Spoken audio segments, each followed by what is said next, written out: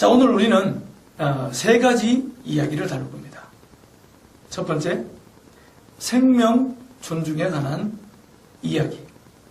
그 다음에 두 번째, 우리가 태어나서 인생을 살아가면서 시간으로 제한된 유한한 삶을 사는 과정에 있는 존재라는 것에 대한 이야기를 하겠습니다. 삶의 유한성에 관한 이야기를 여러분들과 해보겠다는 거죠. 그 다음에 마지막으로 세 번째는 친환경적인 삶이 가지고 있는 의미와 친환경적으로 살아간다는 것이 어떤 것이라는 것에 관한 예들을 살펴보면서 생명 존중, 삶의 유한성, 그리고 친환경적인 삶에 관한 이 세 가지 주제를 하나로 연결해 보겠습니다. 지금 내 앞에 내 손에 있는 이 맛있는 과자, 이 맛있는 어떤 음식이 소중한 것은 그 음식이 곧 사라질 것이기 때문이고, 그 음식이 가장 맛있을 때 먹어야만 하는 제한된 시간 안에 있는 것이기 때문이죠. 그렇죠? 그리고 또 그 음식은 제한된 가치를 가지고 있기 때문이겠죠. 그러니까 무언가가 제한되어 있다면 그것은 굉장히 소중한 것과 연결되기 쉽습니다. 물론 그렇지 않은 것들도 존재하겠지만 일반적인 관점에서 볼 때 무언가 제한되어 있다는 것은 그것이 가진 가치가 특별해진다는 의미를 가지는 것이겠죠. 자, 이 유한한 존재로서의 생명을 가지고 있는 인간의 삶은 그래서 더더욱 그 삶의 시간들은 소중할 수밖에 없는 거겠죠. 자, 그런데 이 유한한 삶을 가지고 있는 인간이, 유한한 삶의 생명을 가지고 있는 인간이 불행하게도 이 지구라고 하는 긴 시간을 살고 있는 존재에게는 굉장히 불행한 혹은 해악에 가까운 존재가 또 되어 있습니다. 인간이 만들어내는 지구적 재앙은 사실은 피할 수 있는 것인데 인간을 위해서 이기적으로 선택되기 때문에 일어나는 일들이죠. 이처럼 인간이 인간의 제한된 삶을 이기적인 욕망에 의해서 더 낮게 다른 생명들에 대한 가치는 무시하고 인간의 생명과 관련된 가치만, 또 인간 중에서도 특별히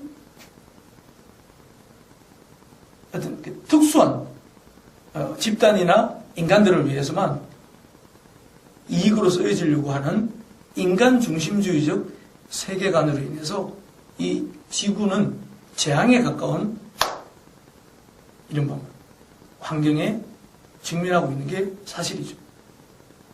자, 이 인간 중심주의적 세계관, 그러니까 인간을 위해서라면 세상 모든 것들은 도구에 불과하고 이용가치를 지닌다라고 하는 이 인간 중심의 도구주의적 자연관은 근대 이후에 인류 문명을 어마어마하게 발전시키는 동력이 되기도 했지만, 인간을 위해서 자연이 도구가 되는 게 마냥 인간에게 유리한 것만은 아니다라는 걸 깨닫게 되고, 그래서 등장하게 된 자연에 대한, 이 세계에 대한 새로운 관점이 있습니다. 그걸 우리는 생태 중심주의적 세계관이라고 이야기를 하죠. 생태 중심주의적 세계관.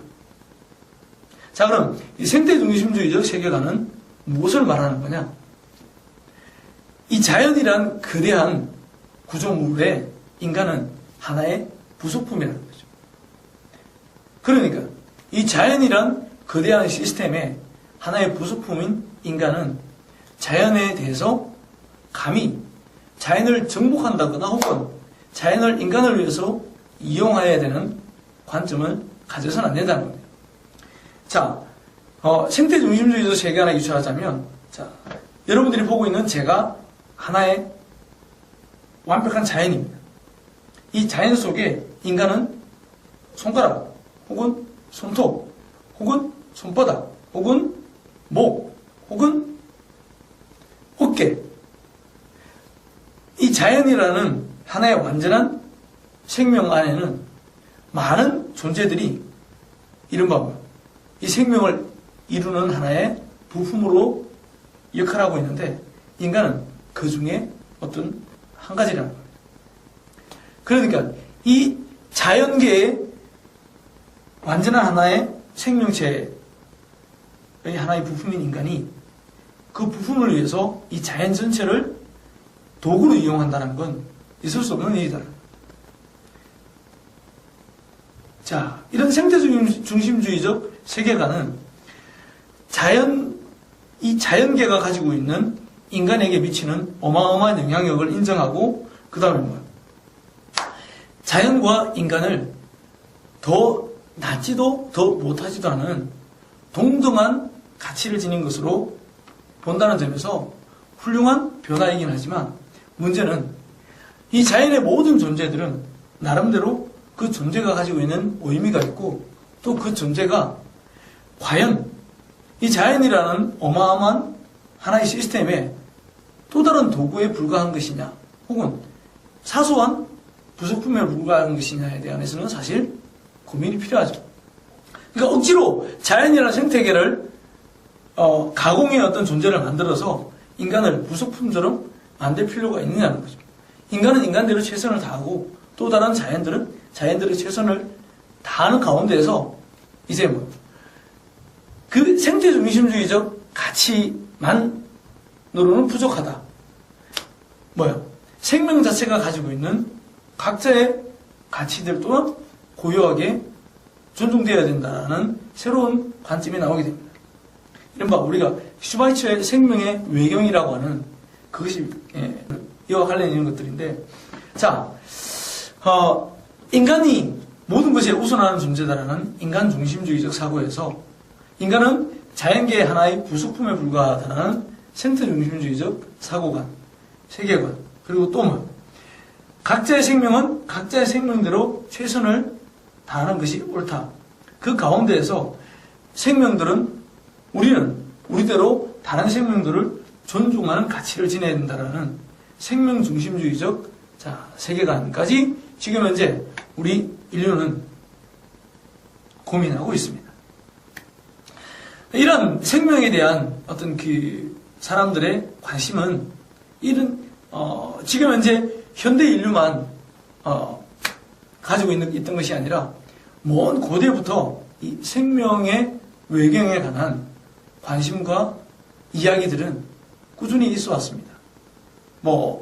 아프리카나 남미나 유럽으로 굳이 멀리 가지 않더라도 당장 우리 역사를 통해서만 봐도 이른바 불교에서 해마다 하는 행사인 방생이 있고, 또 이른바 동학의 인내천, 사람이 곧 하늘이고 하늘이 곧 사람이다라는 인내천 천내인이라는 훌륭한 뿌리도 있고, 그 다음에 또 이른바 한민족의 그 태동의 역사를 다룬 당군신화에서 나오는 널리 인간을 이롭게 한다는 홍익인간의 이념도 있고, 그 다음에 또 화랑도의 살생유택. 네 발의 밟히는 개미는 어쩔 수 없는 거죠. 어쩔 수 없습니다. 살아가면서 내가 어쩔 수 없이 죽여야 되고 없애야 되는 생명들이라는 게 존재하죠. 우리가 맛있게 먹는 스테이크도 이른바 살아있는 생명으로부터 나오는 거니까요. 그러니까 어쩔 수 없이 우리는 살생을 하게 되지만, 그래도 최선을 다해서 유택, 가려서 살생하자라는 살생유택의 정신도 여전히 우리에게 먼 역사지만 우리에게 꾸준히 이어오는 생명에 관한 전통이라고 할 수 있습니다. 자, 이런 그 고대로부터 이어져오는 생명에 대한 어떤 그 인류의 거대한 관심은, 끊을 수 없는 관심은 우리 땅에서 조금 서쪽으로 이동하면 우리가 알고 있는 그 유명한 이야기가 있습니다. 이른바 진시황의 불로초에 관한 이야기죠. 자, 이 진시황의 불로초에 관한 이야기 우리 수업 시간에 영상으로 봤습니다. 모든 것을 다 가진 진시황이 분노하고 좌절했던 것, 그건 뭐예요? 영원한 생명에 대한 갈망이. 그 영원한 생명에 대한 갈망은 인간의 삶이 유한하기 때문에 일어나는 것이겠죠. 어쨌든 유한한 삶의 존재인 인간이 생명에 대한 갈증을 가지는 건 당연하겠죠.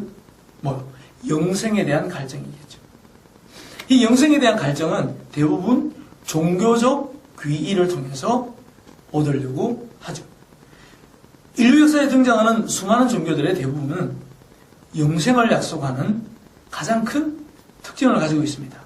그게 살아있는 동안이든 혹은 삶 그 이후의 약속이든지 말이죠. 자, 새로운 영상 하나 보고 다시 이야기를 이어가겠습니다.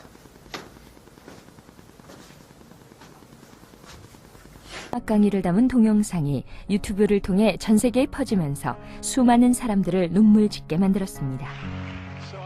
2007년 9월 말기 췌장암에 걸린 카네기 멜론 대학교 컴퓨터공학 교수 랜디 포시는 피츠버그 캠퍼스에서 마지막 강의를 했습니다. 유쾌한 웃음으로 시작된 그 강의는 이내 뜨거운 울음바다가 됐습니다.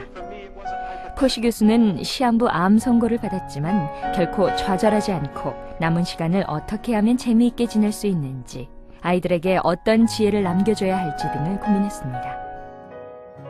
그리고 마지막 강의에서 학생과 동료 교수들에게 삶의 장애물을 헤쳐나가는 방법, 다른 사람들이 꿈을 이룰 수 있게 돕는 방법, 모든 순간을 값지게 사는 방법 등을 들려줍니다. 그의 마지막 강의는 올해 4월 미국에서 책으로 엮어졌고 출간 즉시 대단한 반응을 불러일으켰습니다. 그는 행복한 삶은 지금 이 순간 존재하는 것이라며 매일매일을 감사하며 살라고 말합니다.